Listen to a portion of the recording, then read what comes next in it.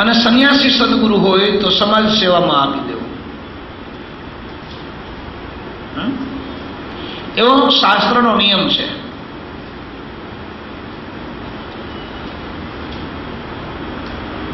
એટલે આપણા સંતોએ એમ કીધું કે તન મન અને ધન એ બધું ગુરુચરણમાં અર્પણ કરવું.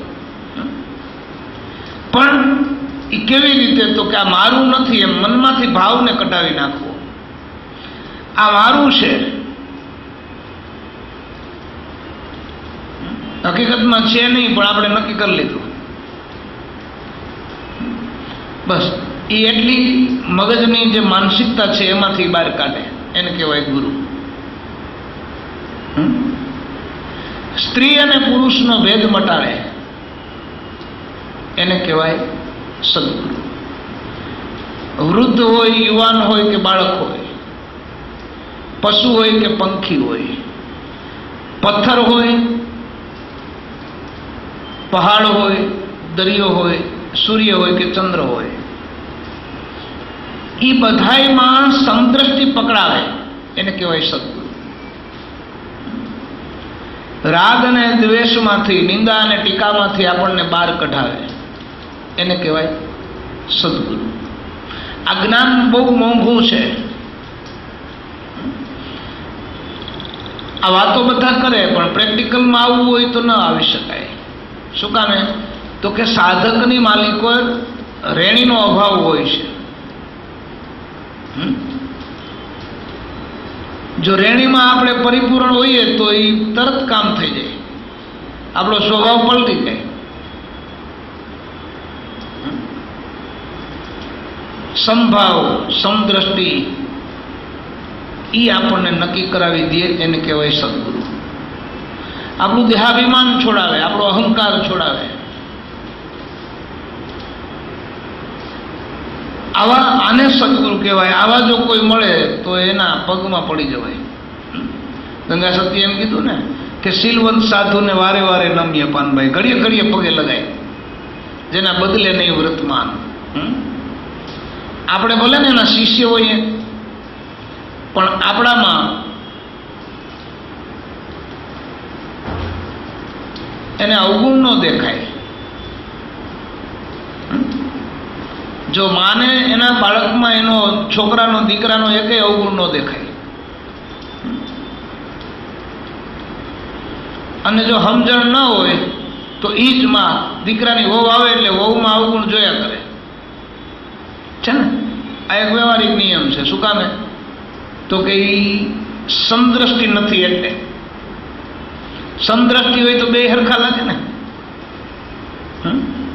એમાં આપણને જો આવા કોઈ સદગુરુ મળે, સમદ્રષ્ટિવાળા, એટલે ગંગા સતીએ કીધું છે કે સેવા કરવી ને તો છેલ્લા જન્મવાળાની કરવી પાનભાઈ.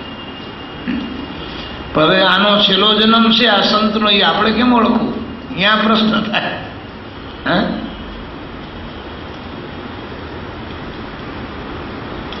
તો કે કાયમ તમે ઓલામાં સત્સંગમાં જાઓ તો આપણે વાણીના પારખું થઈ જઈએ, શબ્દના પારખું બની જઈએ. કયા ઘાટમાંથી, કઈ ભૂમિકામાંથી શબ્દ નીકળે છે ને એની આપણને ખબર પડે. એ આપણને સદગુરુ પારખું બનાવે, એને કહેવાય સદગુરુ. એ ઝવેરી છે. જેમ ઝવેરી હીરાના પારખું આપણને બનાવે, એમ સદગુરુ શબ્દના પારખું બનાવે.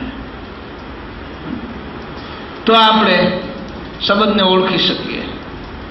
એનો બીજો કોઈ રસ્તો નથી. આમ સામસામે બસ બેહીને ગુરુ પાસેથી એની સેવા કરીને, એની વાતો સાંભળીને, એની આંખમાં આંખ દર્શન કરીને, એની પૂજા કરીને, એની આરતી કરીને, એનું ચરણામૃત લઈને એ સમદ્રષ્ટિ આવે છે.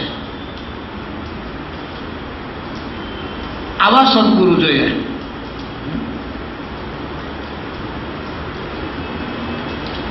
બીજું કે સદગુરુનો મહિમા એવો છે કે એ પોતા તરફ જ આંગળી ચીંધે. મને ભગવાન કે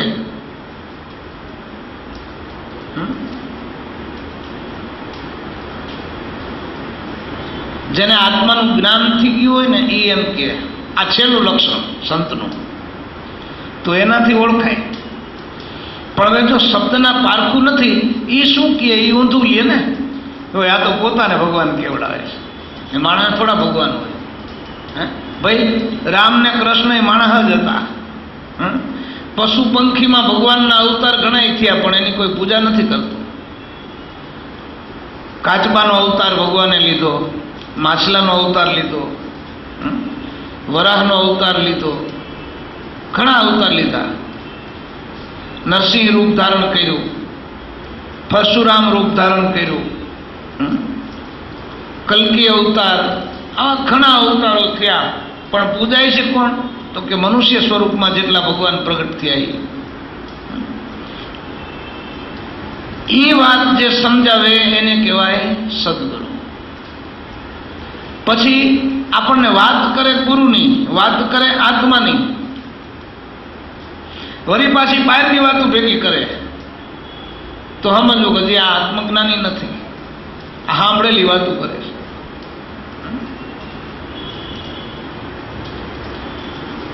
એટલે કબીર સાહેબે કીધું છે કે આત્મજ્ઞાન વિના ફરે નર ભટકતા, કોઈ મથુરા ને કોઈ કાશી, જોગી થઈ જંગલમાં વસે તોય ન મળે અવિનાશી. આપણને જ્યારે આપણા આત્માનું જ્ઞાન આપે એવા સદગુરુ જોઈએ, એવા સંત જોઈએ. બાકી તો બધું જ્ઞાન બહાર લખેલું પડ્યું જ છે.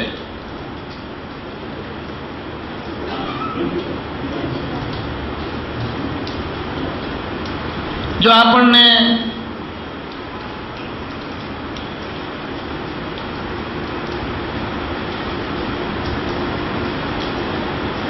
બગલાની અને હંસલાની ખબર નહોતી, એ ખબર કોણે આપી?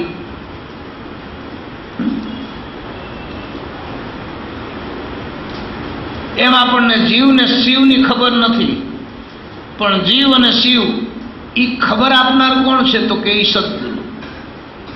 એવા સંત મળવા જોઈએ. એટલે આપણે ઘણી વાર સત્સંગમાં કહીએ કે લોકોને તમે પૂછો કે ભાઈ તમે કેને માનો? તો કે અમે બધાને માનીએ. એ તો સારું કહેવાય ને, ભગવાન બધાય છે, બરાબર છે, બહુ સાચી વાત છે. બીજાને પૂછો તો કે તમે, તો કે અમે બધાને માનીએ. તો કે બહુ સારું. આમ તો બે સમદ્રષ્ટિ વાળા કહેવાય ને. પછી ઓલાને પૂછો કે તમે માનો છો બધે, પણ કરો છો હું? તો બધે જાય, જ્યાં જાય ત્યાં દર્શન કરીએ. સરસ, એ સાચી વાત. પછી ઓલા બીજાને પૂછ્યું તમે? તો કે બધાને માનીએ છીએ, જે છે એ બધું અહીં ઘરે જ છે, તો બધે એક જ હોય તો પછી રખડવું શું?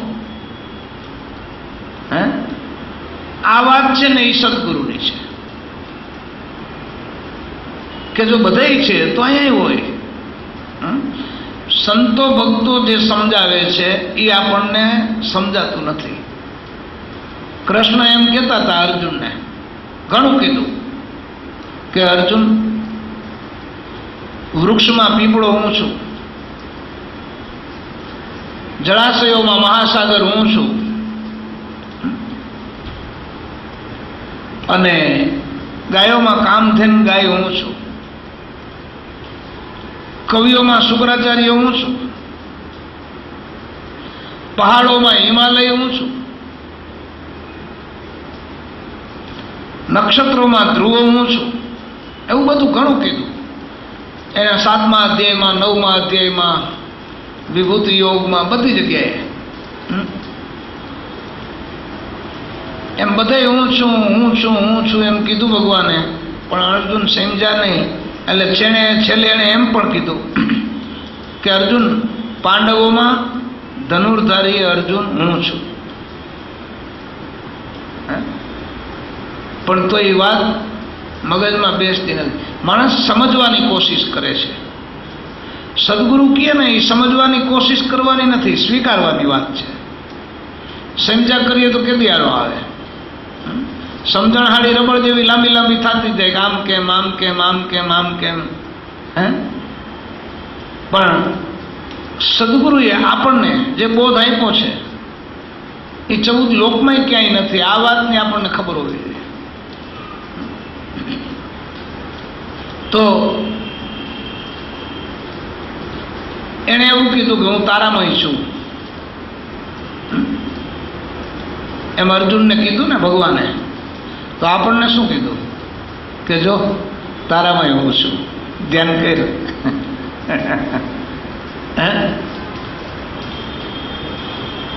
અંદર ગુરુ મહારાજે આપણા હૃદયમાં મૂર્તિ પ્રતિષ્ઠા કરી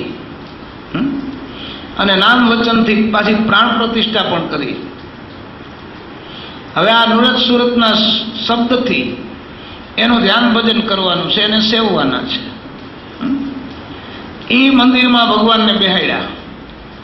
એમાં નાદે વાગે છે ને ઘંટે વાગે છે, એમાં ધ્વજા પણ ફરકે છે, એમાં સુગંધ પણ આવે છે અને એમાં જ્યોત પણ છે. મંદિરમાં બધું હોય ને,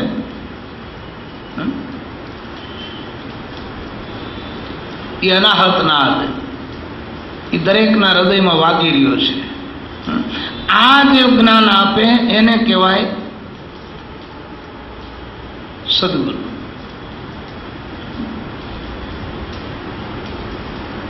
વાત કરે આત્માની અને મોકલે બાયણે તો એ સદગુરુ નહીં, એ ધર્મગુરુ કહેવાય. આપણે ત્યાં કબીર સાહેબે 7 ગુરુની વાત કરી છે, સરદાર બાપુએ 3 ગુરુની વાત કરી છે. 7 ગુરુમાં કોણ? તો કે સર્વપ્રથમ તો આપણને માતા પિતાએ જન્મ આપ્યો એ પણ ગુરુ છે. પછી આપણને વિદ્યા આપી એ પણ ગુરુ. પછી આપણને કોઈક રસ્તો બતાવે એ પણ ગુરુ. પછી આપણને કોઈ ધંધો બતાવે, ધંધો શીખવાડે એ પણ ગુરુ.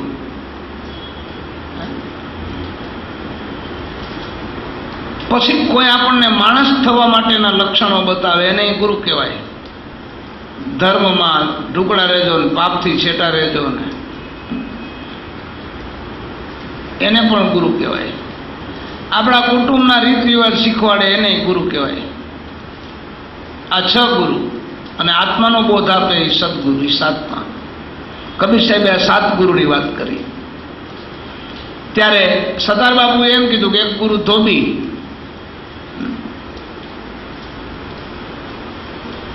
એક ગુરુ નિંદક અને એક સદગુરુ.